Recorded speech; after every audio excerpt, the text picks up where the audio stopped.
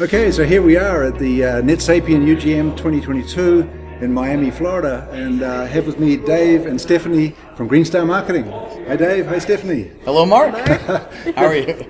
It's an honor and a privilege to have you both here to talk to us today, and so we'll get straight into it. So Dave, last time we met in person, you were with NetSapiens, and since then there have been some changes. Would you like to tell us what's been happening? Yes, after almost 6 years of being at NetSapiens, I had an opportunity to basically gracefully and graciously move back to a company that I had started over a decade ago, which is GreenStar Marketing.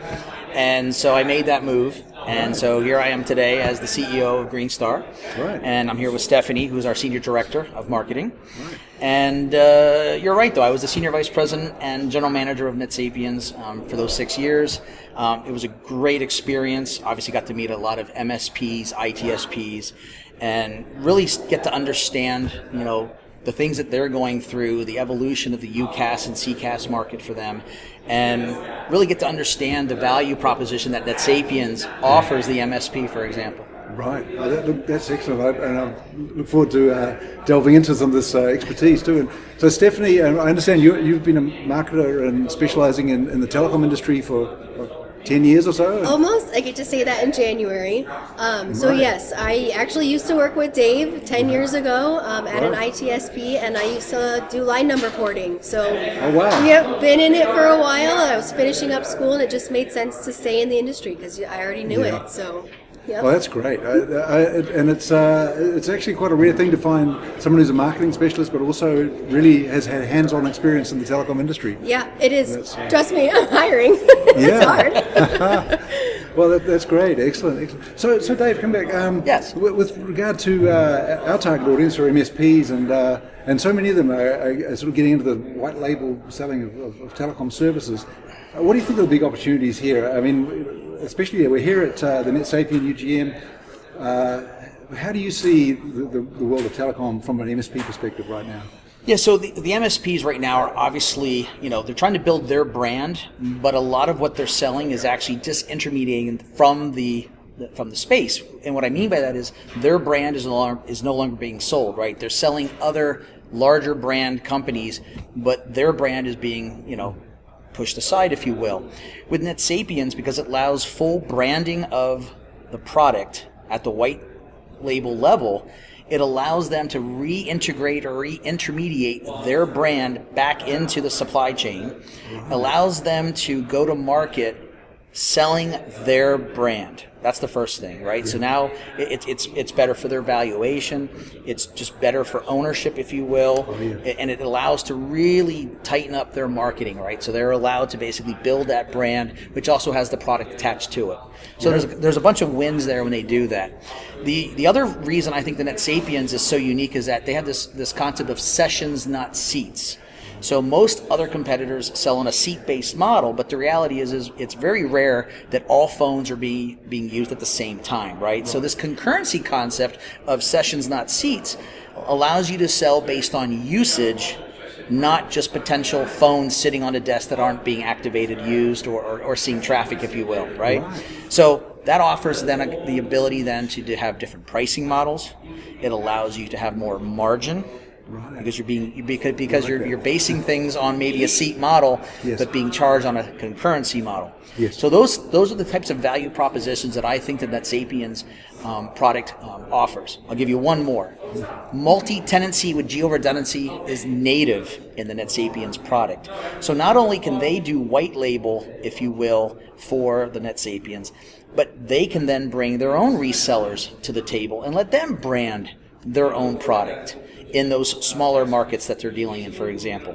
So it really allows them to do a lot of different things, flexible concepts, if you will. They're not stuck with one structure, one price model to go to market and so forth. So I really think that NetSapiens provides that flexibility that's probably lacking sometimes in what they're offering, right? It's not a cookie cutter, one size fits all. Right, yeah. Excellent. So in terms of having a brand and developing it, Stephanie,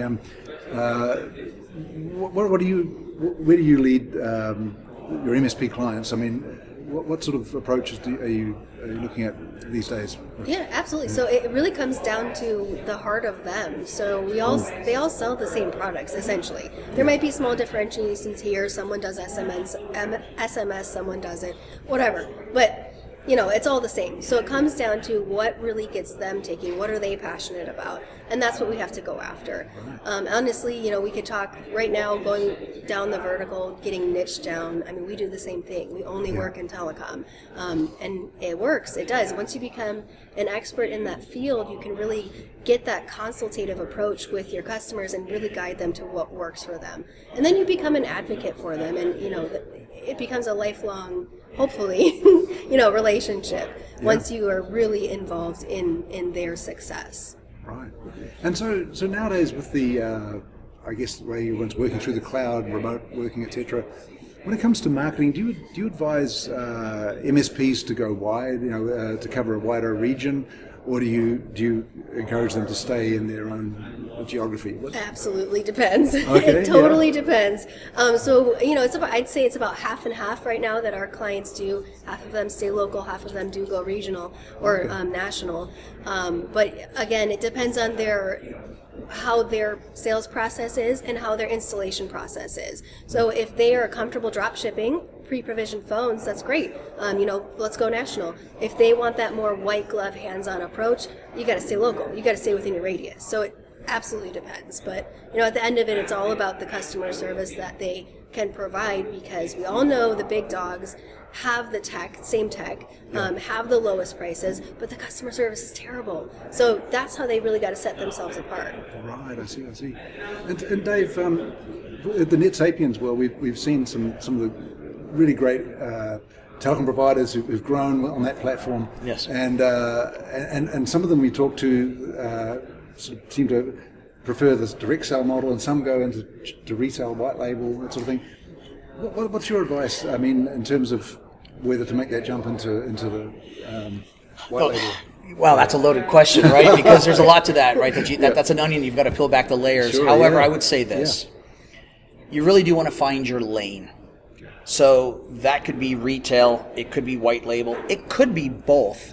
Right. But understand that when you're doing both, that's two different experiences, that's two different processes, that's two different expectations that are going to be on your team. So you better have the stamina to be able to deliver on both of those.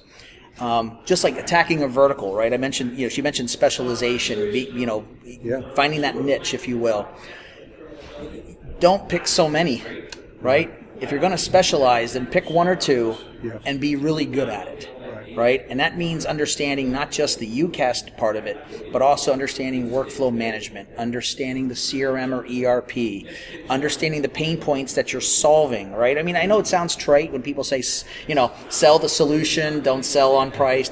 Certainly, but there is some truth to this, right? If you understand the pain of your end user, you will be able to start filling that niche, and then that becomes repeatable, and that is when your process can start to get refined, and you start seeing happier customers, higher CSAT scores, and then of course your margins go up as well. Yeah, absolutely. So I guess the repeatability means your learning curve is not as severe. Correct. I mean, in the beginning, if you're trying to learn a new CRM that you're not familiar with, you're going to have some pain. I mean, if you look at, for example, auto dealerships, right? There are several larger brands out there of CRM